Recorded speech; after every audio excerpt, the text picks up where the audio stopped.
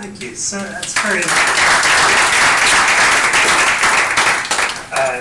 We hear part of the debate around the future of journalism in this country is a question with so much information out there, traditional media and user-produced information. How do we know what to trust? How do we sort through the good from the bad? And it strikes me that one avenue to trust is exactly what Juanita describes. That is, you open up the black box. You open up the books, make your process transparent, and allow people to join with you in the production of great journalism. That is an avenue to credibility. Yeah. So Stefan Kasper is here from Peru. If you know your Incan history, you know that there were a network of highly trained runners called chasquis. That's how I pronounce it. Yeah, chasquis, who delivered messages along thousands of miles in the Incan Empire. I don't know how long this lasted, but it was an incredibly efficient, simple, and effective system for getting information from one place to another, which is exactly what Stefan is trying to do with Grupo Chasqui, a network of what he calls micro-cinemas across Peru, Bolivia, and now Ecuador recently, bringing indigenous documentaries and other films to communities way outside the capital and to audiences that otherwise would not have access to anything but some American pulp film. Stefan realized that at some point this was more than just a network of cinemas, that this was in fact a community space where he could train people to think critically about what they are watching, to engage with documentaries and other information, and think and relate what they saw to problems and opportunities in their own communities and in the nation toward deeper citizenship. And further, this became a training ground for Peru's new generation of documentarians. That Stefan is now training hundreds of people at the village level to make films, to record their own realities, and then to distribute these films across his network. So people now in Peru, Bolivia, and Ecuador engaging as content producers in very different and powerful ways, bringing their citizenship to very different forms. So Stefan, welcome. Thank you. Thank you, Keith. In this introduction, you already said the most important thing. No, but when we started to make films in '82, our film group wanted to make films about social and cultural reality in Peru. About this reality, which is a reality for 17 million people who have to live with $1 or $2 a day.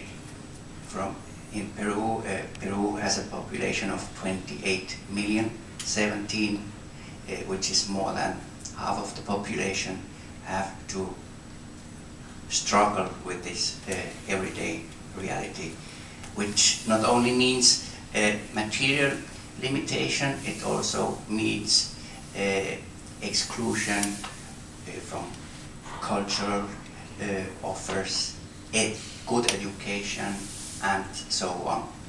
And as filmmakers and communicators, we wanted to work with these people and this reality. We started to make the films, and then we wanted to get back to the spectators who live in this reality, and our problem was the distribution and exhibition system. Cinema and television, commercial oriented. So from the beginning we had to find new and own ways to get to the public. Our problem was cost, technology, and so on. Celluloid technology is very sophisticated, very complicated, very expensive. And we did the best. We suffered, but we could come close to our spectators with grassroots cinema, 60 millimeters copies and so on, even 30 millimeter exhibition going with our copies from one small cinema to the other. But the real change started when the light of a new and digital technology appeared. There we said, okay, we do not think very much about that. We just take it and say this is a new start, this is the possibility of a change.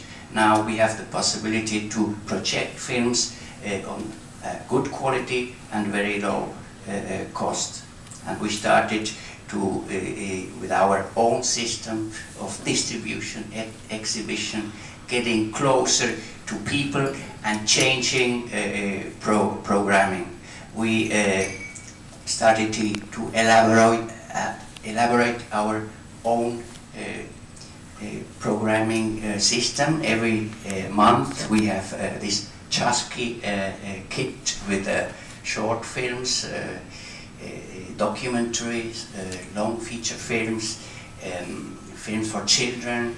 We work with 4 long feature films a month for short films, and we work with the cheapest way of the cheapest version of digital technology, which is DVD projection. Not professional, it's like home cinema, but we go with this home cinema closer to the people, and work with 34 groups in different realities.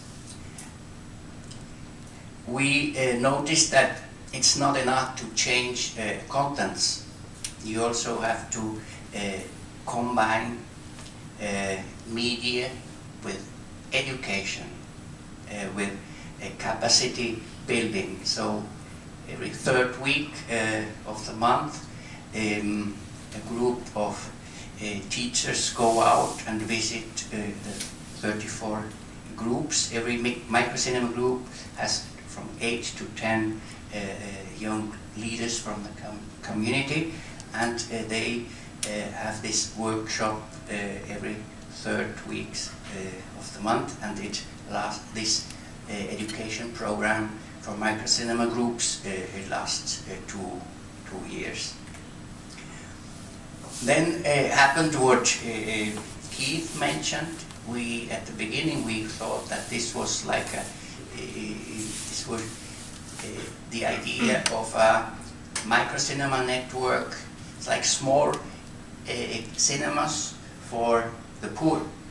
But then you notice that if you get closer with this other kind of films that are not big productions and with a small spectator, impressed spectator, these are small films like speaking from one person to the other. And when you work with small creative films, you notice that the distance between see and wish to make gets smaller. And we saw, okay, now these groups also want to make their own films, and we had to introduce in our education program this introduction to the audiovisual realization.